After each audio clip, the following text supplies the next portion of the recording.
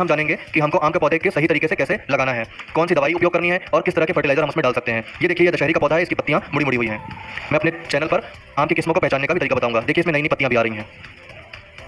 ये भी एक दशहरी का पौधा है, बहुत अच्छी ग्रोथ कर रहा है और मैंने वाटर पॉम्प भी लगवाए हैं 20-20 फीट में, उसके बीच में आम के पौधे लगा दिए हैं क्योंकि मुझे छांव भी चाहिए इस जगह पर। तो दोस्तों, अगर बात करें कि गड्ढे का ट्रीटमेंट किस प्रकार से करना है, तो हम उसके लिए 3 चीज़ें लेंगे। पहला तो क्लोरोपाइरोफॉस लिक्विड, उसकी दवाई आप मिश्रण बना लें और नॉर्मल जो गार्डन में आपके पास स्प्रेयर होता है आप उससे इसको स्प्रे कर दीजिए। इसके अलावा ये देखिए, जो सबसे लेफ्ट में दिख रहा है वो है डीएपी और पोटाश का मिश्रण और सबसे राइट में जो ब्लैक कलर का दिख रहा है वो है वर्मी कंपोस्ट। इन सब चीज़ों का ही उपयोग करके हम अपने पौधों का प्लांटेशन करेंगे।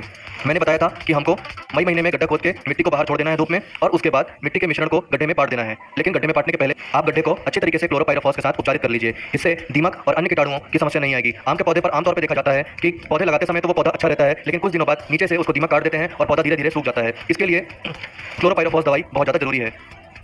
जो लोग ऑर्गेनिक फार्मिंग करना चाहते हैं वो नीम की खली का भी प्रयोग कर सकते हैं। मिट्टी देखिए कितनी अच्छी तरीके से खाद में मिली हुई है और नरम है। इस मिट्टी को 1 महीने बाद हमको गड्ढे पर भर देना है और मिट्टी को सेट होने के लिए अच्छे तरीके से छोड़ देना है। आप मिट्टी को अच्छे से भरिए, उसके बाद उसके सेंटर में एक लकड़ी लगा दीजिए ताकि आपको गड्ढे का सेंटर सही तरीके से समझ में आए और वहाँ पर आप अपने पौधे को लगाइए ताकि जब आप उस पौधे को वहाँ पर लगाएं तो जड़ चारों तरफ फैले। देखिए, हमने इन गड्ढों को ऑलरेडी फिल कर दिया है या पाट दिया है। मैंने ऐसे 10 पौधों की प्लानिंग की है जिसमें मैं आम्रपाली किस्म के पौधे लगवाने वाला हूँ। आम्रपाली किस्म दशहरी और नीलम का क्रॉस होता है, ये मैंने पिछले वीडियो में भी बताया था और ये बहुत अच्छा फलन भी देता है, इसलिए मैंने इसको लगवाया है। और इसकी एक और खासियत होती है कि ये बौनी प्रजाति का पेड़ होता है, मतलब बहुत ही छोटे पेड़ में ही फल आने लगते हैं और पेड़ का आकार अगर सही समय पर कटिंग की जाए तो काफ़ी ज़्यादा बड़ा बिल्कुल भी नहीं होता है। देखिए, गड्ढे को भर रहे हैं हम, मैनुअली इस काम को कर रहे हैं। आप चाहें तो इसमें अगर कमर्शियली इस काम को कर रहे हैं तो इसके लिए आप मशीन का भी प्रयोग कर सकते हैं। गड्ढे को पहले से भर देने से हमको ये फायदा होगा कि मिट्टी अच्छी तरीके से सेट हो जाएगी और उसमें किसी भी प्रकार के एयर बबल नहीं रहेंगे जो बाद में पौधों को खराब करने का काम करते हैं। इसके बाद अब हम चलेंगे कि पौधों को कैसे लगाना है, उसकी पूरी विधि जानिए। देखिए, इस बाल्टी में मैंने फंगीसाइड डाल दिया है। फंगीसाइड आप एक बाल्टी में 1 ही चम्मच डालिए। बहुत ज़्यादा फंगीसाइड से उपचार करने की जरूरत नहीं पड़ती है, लेकिन मैंने उपचारित किया है क्योंकि कभी कभी बहुत ज़्यादा बारिश होने के कारण पौधे खराब होने का चांस रहता है। वैसे तो आम के पौधे आप ऐसी जगह पर ही लगाइए जहाँ पर जल जमाव बिल्कुल भी नहीं होता है, क्योंकि आम का पौधा इस चीज़ को पसंद नहीं करता है। देखिए, हमने जो मिट्टी पाट दी थी उस गड्ढे के सेंटर में हम उतना ही बड़ा बोल कर रहे हैं या उतना ही बड़ा गड्ढा कर रहे हैं जितना कि इस पौधे की पिंडी या जो पन्नी है वो उसमें समा जाए। हमें पौधे को बिल्कुल भी दबा करके नहीं लगाना है। अभी आप देखेंगे कि हम पौधे को किस तरह से इसमें रख रहे हैं। आप पौधे अगर नर्सरी से लाते हैं तो आप इसकी ग्राफ्टिंग वाली पन्नी को निकाल सकते हैं। अगर आप इसे नहीं निकालते हैं तो कुछ दिन बाद आप इसे जरूर निकाल दीजिए जब पौधे में बड़वार दिखने लगे, क्योंकि ये पन्नी उस पौधे में जाने वाले न्यूट्रिएंट को रोकती है। अगर ये पन्नी बहुत ज़्यादा टाइट तरीके से बांधी गई है तो आपके पौधे पर अच्छी तरीके से ग्रोथ नहीं आएगी। देखिए, इस तरह से आपको पौधे को रख देना है, सतह पर ही रखना है और बिल्कुल भी उसको नीचे नहीं गड़ाना है, बराबर रखना है। वो अपने आप थोड़ा सा नीचे तो चला ही जाएगा पानी डालने के बाद। सभी तरफ की मिट्टी को समतल इसलिए किया जा रहा है ताकि यहाँ पर जल जमाव बिल्कुल भी ना हो।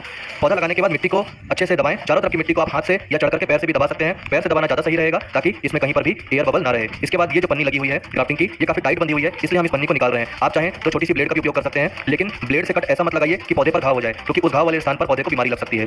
हालांकि अगर आप उस ब्लेड को स्टेरिलाइज कर लेंगे तो इस तरह की परेशानी नहीं होगी। देखिए, हम इस तरह से यहाँ पर पन्नी को निकाल दे रहे हैं और नीचे से जो भी न्यूट्रिएंट्स होंगे अब वो बहुत अच्छे तरीके से पौधे पर जाएंगे। यही है सर्वोत्तम विधि पौधे लगाने की। आप दशहरी के केस में या लंगड़ा के केस में पौधे को कम से कम 20 फीट और अधिकतम 30 फीट में लगाइए। और अगर आप आम्रपाली या किसी और बौनी वैरायटी की सघन बागवानी कर रहे हैं तो आप इसे 10-10 फीट में भी लगा सकते हैं, लेकिन आपको निरंतर कटाई छटाई का काम भी करते रहना पड़ेगा।